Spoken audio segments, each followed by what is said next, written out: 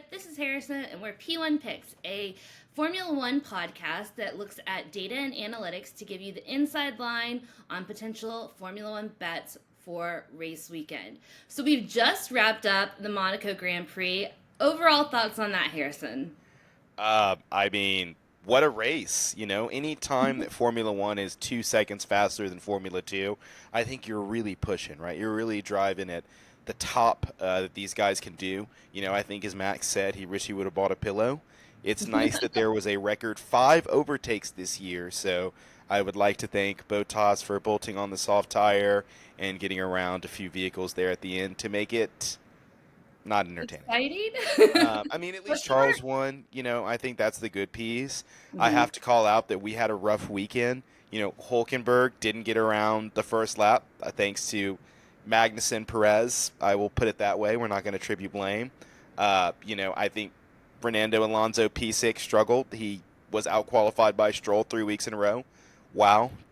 Aston Wow. Martin does not look like a top team anymore. They're back in the midfield, as Fernando said this week.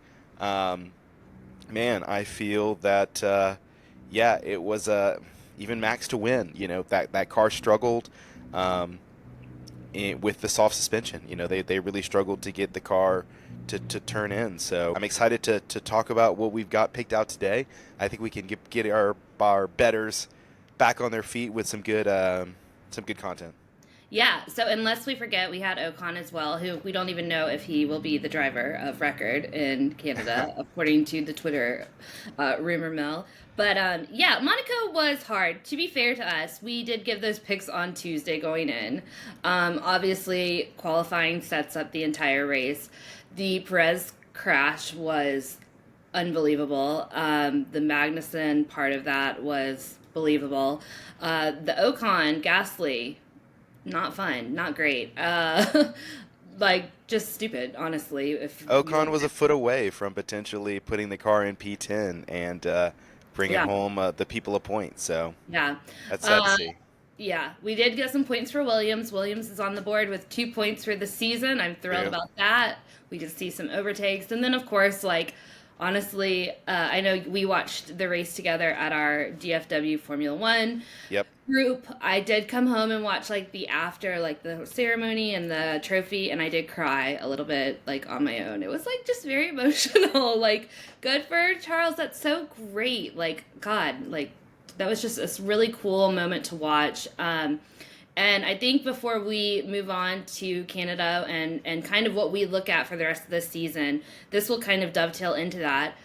Fred Vasseur, like, can we just give the man a lot of credit here? I think that really has not put a step wrong since taking over what was the team of chaos. I'd like to say the like organized chaos, but chaos nonetheless. Yep. That was the Mattia Bonato reign. But Vasseur just has become quite a lovable character, but also like an incredible like motivator and leader for that team. We did see the Sainz get really lucky. The Sainz car get really lucky with that restart of after the Perez crash, but a double podium in Monaco could have been like a fantasy going into the last few races. It feels like there.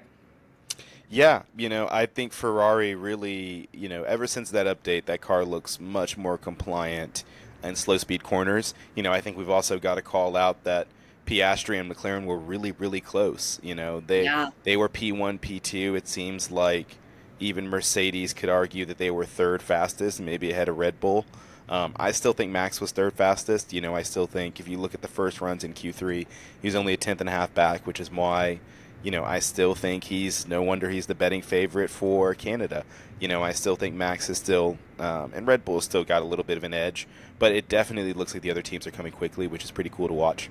Um, Kind of following that up today, I would love to talk about some betting value that we saw at FanDuel.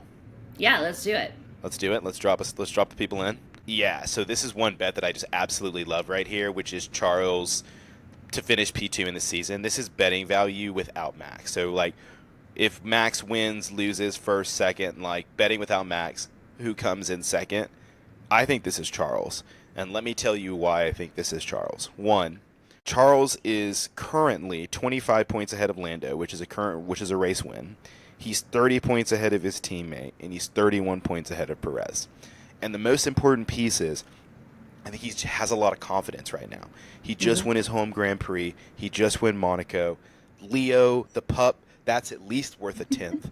And because of that, the pup, I mean, let's look at his performance, right? When he started out the season, he has consistently been scoring more points than Lando outside of Miami.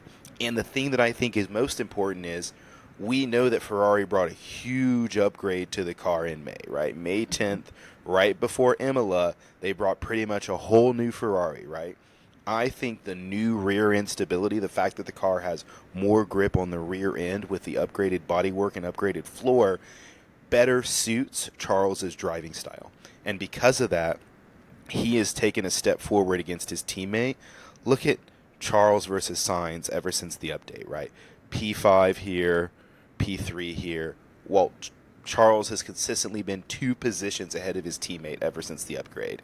Even if we compare him to Lando, I think ever since the upgrade, I mean, sure, he finished 1 position behind, but he finished a whopping 3 positions in front of Lando in Monaco. And so this upgrade is a big deal, and I think Charles driving at the top of his game, knowing he's the one person that can really challenge Max, really being that team leader, because Sainz is leaving next year, right? So there's always going to be, there's no question about who's going to get the first front wing, who's going to get the first rear wing when you're talking about development. It's going to be Charles. And so the fact that FanDuel is giving us plus odds on a driver who is not only in P2 currently, but is in the top of his form. I mean, look at Perez the last couple of races, right?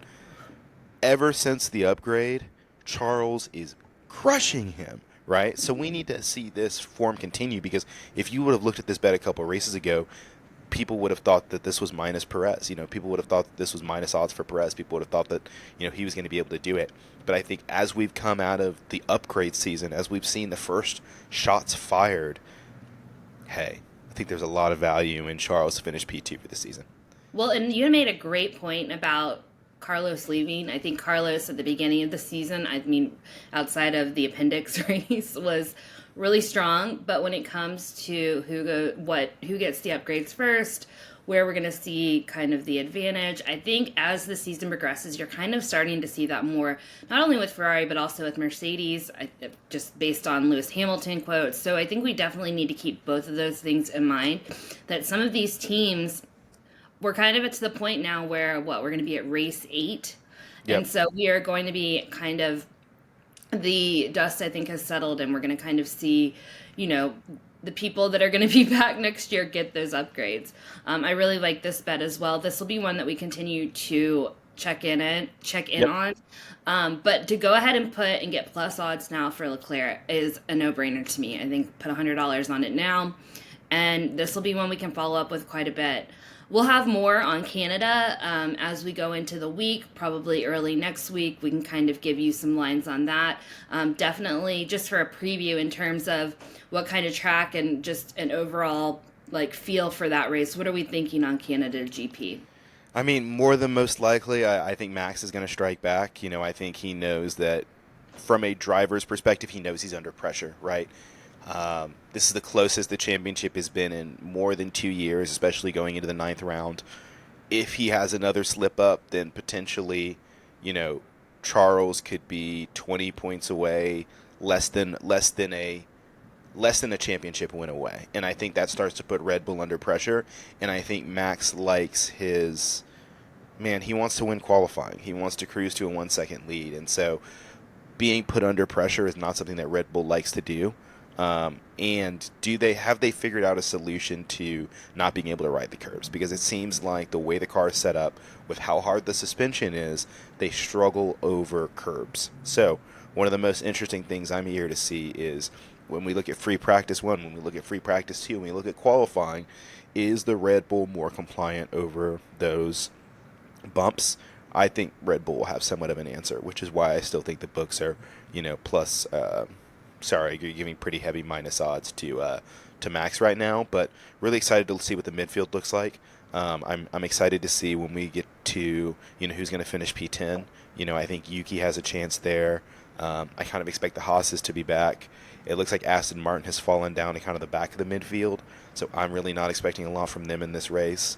So yeah, I think when more odds open up, we'll be able to have a little bit more insight. And then FP2, FP3 is really going to get us of an idea as Red Bull try to work around this bumps corner problem that they seem to be going through. It'll be cool as the engineers kind of work through this. Yeah, absolutely. I think this will be a really great barometer of where everyone is, not just Red Bull, but McLaren, Ferrari, Mercedes. But definitely, I feel like this is a Max revenge weekend, like, about to happen for sure. Yeah, just think about Imola. You know what I mean? Like, we obviously saw him lose in Miami, but he came back pretty strong in Imola. I kind of expect the same thing in Canada. Yeah. Well, cool. Well, this has been P1 Picks. We've given you some data and analysis and a look forward to what we're expecting throughout the year for these cars and where our drivers are going to finish. And we'll be back early next week to talk about the Canadian GP and what we're expecting, where we can find value. And again, we always appreciate a listen. Let us know if you have questions and make sure to like and subscribe. We send out an email with all of our picks so you can get those right to your inbox. And again, thanks for watching. Thanks, Harrison. Have a good one, guys.